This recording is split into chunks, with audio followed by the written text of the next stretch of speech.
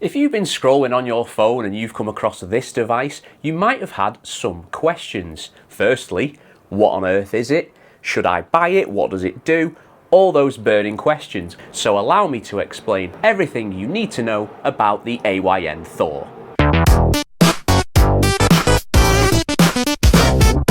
So firstly, what even is it? Well, the AYN Thor is a dual screen Android device that is capable of running loads of apps, especially emulators. And that means that you can play your classic games from your Atari, NES, Game Boy era, all the way up to modern games, for example, your PS1, your PS2, your Switch. There's some Xbox and Xbox 360 emulators. There's even some PC emulation as well. Does it come with games? No, unfortunately not, as games are copyrighted. Therefore, the device itself does not come with games pre-installed. However, there are plenty of ways to obtain them on the internet. How do I get games? Well, unfortunately, as I said a moment ago, as they are copyrighted, I can't directly link you to where you can get games from. However, I can say that the easiest way is if you get on your horse from Elden Ring, that can be a good way.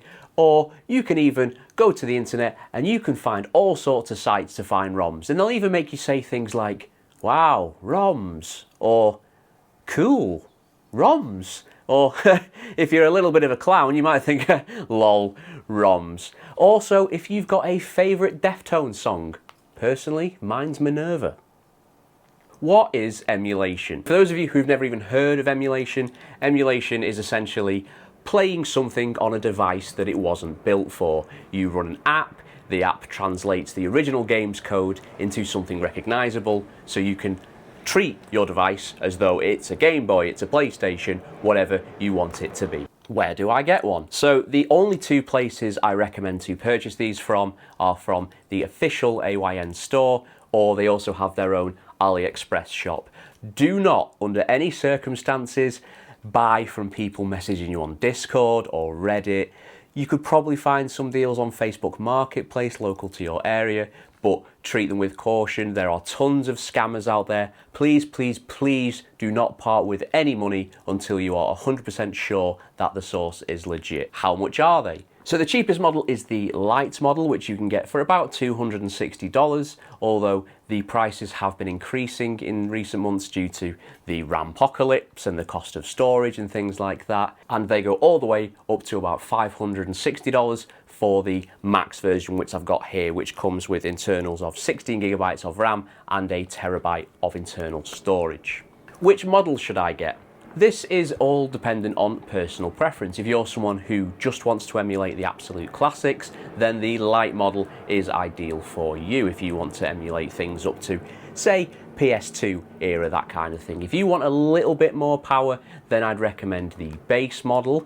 Although given the cost of storage, then personally I think this model's worth it just for the internal storage capacity. However, if you're someone who just wants to emulate some basic games, you're not really interested in things like Switch or PC, then you absolutely cannot go wrong with the cheapest Lite model. The Lite model does have a different internal chip, which isn't quite as powerful as the other models, but still has a lot of oomph inside it. If you want something kind of middle of the road, then I'd advise going for the base model, which does have the Snapdragon 8 Gen 2 chip, which is capable of running all these systems.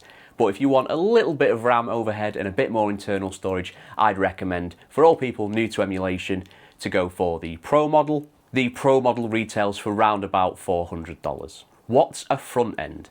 Now, a front end is essentially a way to display your apps in a nice, visible library. Some of them have extra widgets and things like that. If you've played a classic DS or a PSP, then those little app browsers, that is essentially a front end. You can just use the built-in Android OS, however, it looks a lot better when you've got a nice little front end to display all your games and apps. There are plenty out there, I always cover them on my channel, so be sure to subscribe so you can see everything about front ends. What's the best front end? Now, this is all down to personal preference. A lot of people really love Cocoon and Isu.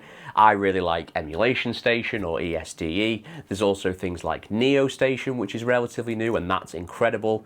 There's also underdogs like RetroFry, which has a core dedicated fan base and is incredibly easy to use.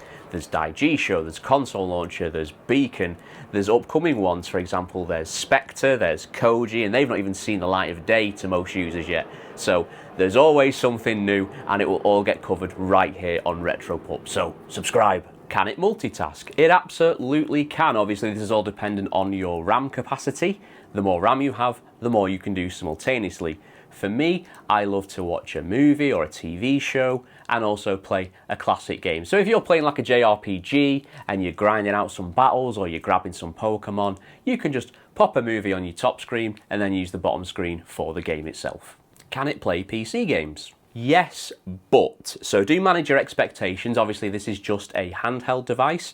The way to play PC games on this is there is an app called Game Native, which I recommend. There are others such as WinLater and GameHub Lite. However, the gold standard currently for me is Game Native, and that allows you to connect your Steam library, your GOG library, your Epic Games library, your Amazon Games library if you've got one of those, and you can also manually get games from other sources and install them natively. Now, the reason I say but is because you do have to manage your expectations. This doesn't quite have the compatibility of something like a Steam Deck.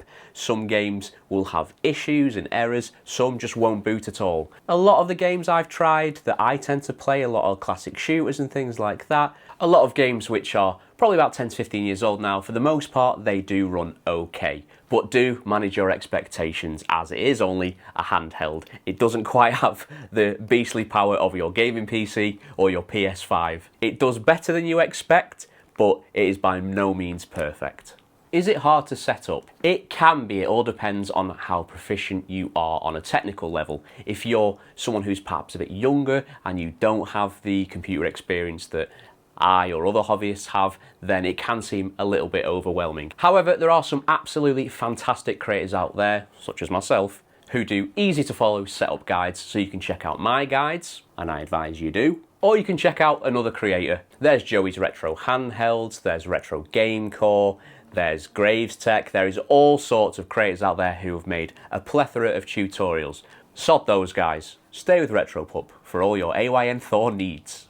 Should I buy it? If anything that I've said in this video so far, or you've seen any other videos showcasing the device and you think that looks pretty cool, then I recommend buying it. Obviously, I'm a little bit biased, I'm a big fan, but if you're someone who is comfortable with emulation, then this is a great device just as a bit of an all-in-one. And if you're someone who's completely new to emulation, then I advise if you're going to get one device, get this one. How long does it take to arrive? Now, the current shipping estimates are around about 2 months. They are made in a small factory in China. There is a shipping dashboard that you can follow where you'll get an order number and you can get a kind of rough idea about where those numbers are up to. It's not an exact science. They do things in batches.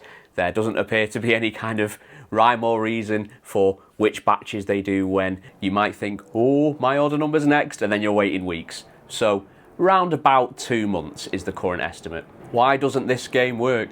So that, unfortunately, is the nature of emulation. You can do everything right, but sometimes the games just won't work, or they'll have some glaring graphical issues. I know when I was trying to emulate the Getaway on PS2, no matter what I tried, it ran very poorly and had these awful kind of foggy overlays on it. And I tried some workarounds and it helped a little bit, but it was by no means a perfect experience. The nature of emulation is such that it is always evolving, so even if your game doesn't work today, there's a possibility that it might tomorrow. But from my experience, about 95% of the games I've tried have worked pretty flawlessly. What's a turnip driver? Now, you might have seen this floating around if you've been looking into the AYN Thor or you have an AYN Thor. A turnip driver is essentially a graphics driver which you can download and install, which basically helps some emulators run a little better. I've done videos where I explain in more detail what they are and how they work, and I'll also be doing some more showcases of how games run without one and with one, because on some games, not all, some games will run fine, but there are some games where a turnip driver is required. What is a BIOS? A BIOS is essentially a copy of the original console's system firmware. For example, for those of you millennials who grew up with a PlayStation and you remember that big Sony Entertainment logo and the little PlayStation logo, that is your BIOS files. Now for PS1, PS2, Dreamcast and some other consoles, they are required. Switch, you have to have firmware and product keys or it won't be able to play the games. For the older consoles, there are open source BIOSes built into things like RetroArch, and you don't technically need them. If you have the proper BIOSes, it can increase compatibility, but for most consoles, they are not essential. I'll be covering more BIOSes and things in my setup guides in the coming weeks. What's the battery life like? I've been pretty impressed with the battery life on the device. For example, if I'm playing a Game Boy Advance game or a DS game, for example, I can probably get about a good 8 to 10 hours. Although, being a man in his mid-30s, I often don't have an 8 to 10 hour straight stretch where I can just sit down and play games undisturbed. If you're emulating heavier systems like Switch and PC, you could probably get 2 to 3 hours. It is very game dependent, and if you're running a front end, some of them can cause slightly additional battery drain. Usually it's barely enough to notice, but very impressed with the battery life. Should I get an SD card? Again, this is all down to personal preference. I know that when I came to purchase my Thor, which was back in November, as batch 2, I believe it was, I found that because of the price of SD cards, it made more sense for me to get the max model with the terabyte of internal storage than it did to get a lower model and an SD card on top. And I've found that because I've got such good internal storage, I actually don't use an SD card, I don't really need to. If you're a little bit short for cash or you have a smaller budget, then I advise getting something like perhaps a base model and an SD card. Do be aware though that the SD card speed is slower than the speed of the internal device. So if you're emulating something like Switch games, then I recommend storing them on the internal storage. For the most part, it's not something very noticeable, but over time, it can be something where you do notice a considerable difference having games on the internal storage, especially when it comes to scanning folders and things like that. And there we are, that was everything you need to know about the AYN Thor, I think. Did I miss something? Please drop a comment below. I'm very active in the comments on all my videos, so if you've got any additional questions, then please feel free to drop a comment below. You can also join my Discord, which is linked below if you want to go into more detail, or you just want to hang out with some people who will help you on your emulation journey. We're a very small community, but we're always eager to help out newcomers. One thing that I absolutely cannot abide is people being rude to newbies. So rest assured, we're a very welcoming community. Everyone is welcome, regardless of who you are in your real life. We're all here because we want to enjoy some retro games. If this video helped you out or you enjoyed it, then I'd appreciate a like and a subscribe. I've got way more Thor guides coming in the pipeline and also some other device coverage as well, because I believe that when you buy a device, you should get the most out of it. So be sure to subscribe, stay tuned, and I'll see you next time.